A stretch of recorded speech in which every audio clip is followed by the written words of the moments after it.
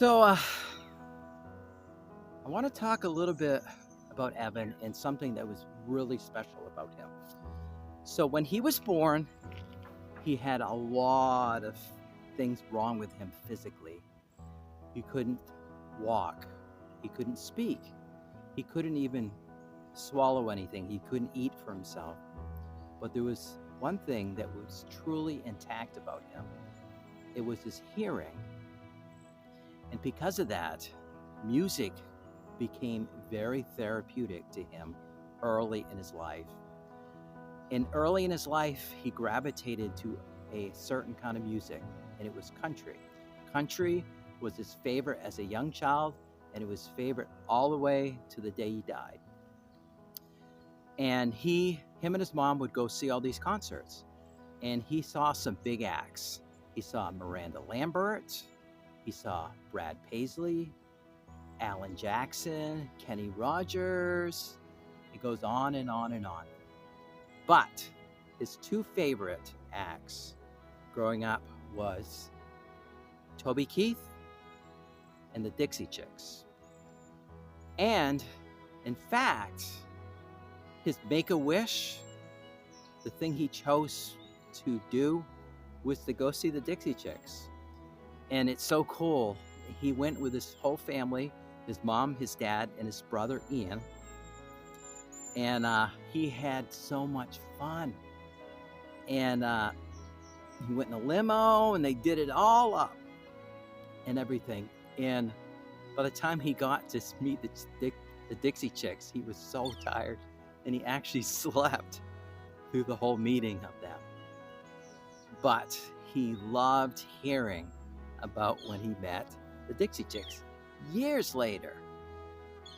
And then Toby Keith, about the same time when he was young, he went to the Augusta Civic Center with his mom, which is our local civic center in Central Maine. And his mom wheeled him in his wheelchair and put him right where the wheelchair section is. And soon after that, a security guard came up to them and asked them to follow him. So Deb, his mom, pushed him in. The security guard opened the door, and there was Toby Keith. He and his mom got to meet Toby Keith, and he was in awe. This huge man. Toby, I think he was 6'5". And here's a picture of him looking up at him. So awesome. Well, I don't know how old you are, but soon after that, the war in Iraq started, and our nation became very polarized on that war. And speaking of Toby Keith and the Dixie Chicks, they kind of took sides on both sides of the spectrum.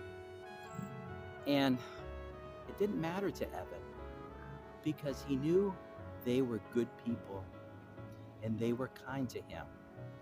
So it didn't matter what end of the spectrum of that war those artists stood, because he knew they were good people.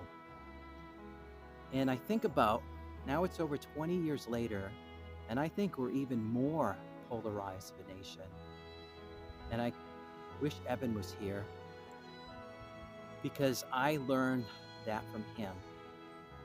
And from that point on, I have learned to love people despite their differences, despite what political party they're a part of, despite what religion, despite the color of their skin, despite so many things.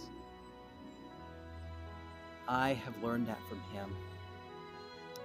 And I kind of wish he was here so he could continue to teach that amazing lesson.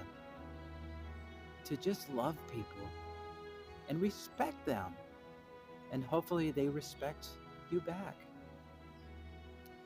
I miss him so much. And please just try. It would mean so much to Evan that you would. Thank you so much for listening. And thanks for watching.